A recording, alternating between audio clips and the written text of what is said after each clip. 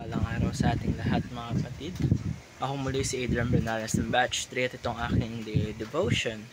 At ngayong araw ay pag-uusapan natin kung ano ang kahulugan na pakikipag-isa kay Kristo, a union with Christ. At ang ating Bible verse ay mula sa 1 Corinthians chapter 6 verse 17. Sasabi sa ating scripture ngayong araw, "But whoever is united with the Lord is one with Him in spirit." Mga kapatid, ito ay isang magandang paalaala sa atin dahil ito, kapag tayo ay nasa Panginoon na, pinapaalala sa atin na kapag tayo nasa Panginoon na, hindi lang tayo basta Kanyang tagasunod, kundi tayo ay nakaisa sa Kanyang Espiritu. Ibig sabihin, ang ating buhay ay hindi na hiwalay sa Kanya. Siya ay nasa atin na at tayo ay nakikristo na. Kaya mga kapatid, pag-usapan natin ang konsepto ng union with Christ. Ito ay tumutukoy sa spiritual at covenantal union ng isang manampalataya kay Jesus.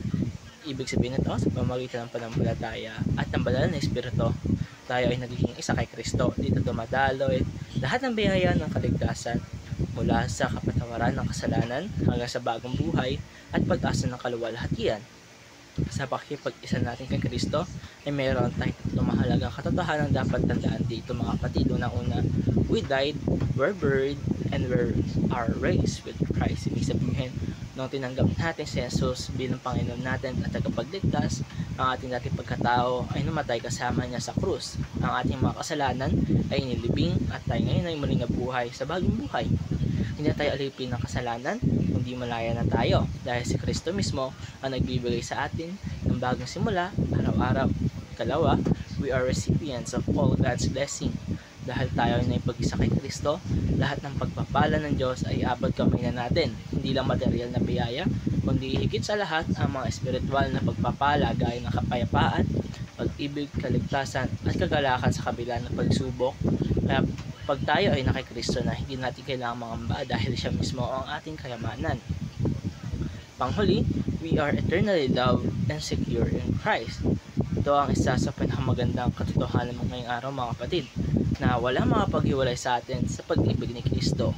Dahil kahit anong mangyari, tayo ay ligtas sa kanyang mga kamay, hindi base sa ating kakayahan o ating kabutihan, kundi dahil sa kanyang tapat na pag-ibig at sakripisyo. Kaya mga kapatid, ang topic natin ngayong araw ay napakaganda dahil napalalahanan tayo nito na kung gaano tayo kamahal ng Diyos, na pag tinanggap natin siya bilang ating Panginoon at tagapagligtas ay naging isa tayong kasama niya. Kaya hindi na tayo nangangamba na tayo ay maging makasalanan pa rin, pero hindi lang yun ay makakatanggap pa tayo ng iba't ibang biyaya, hindi lamang mga physical na biyaya, pati na sa spiritual. At dito nagtatapos ang aking daily devotion. Maraming salamat sa panonood.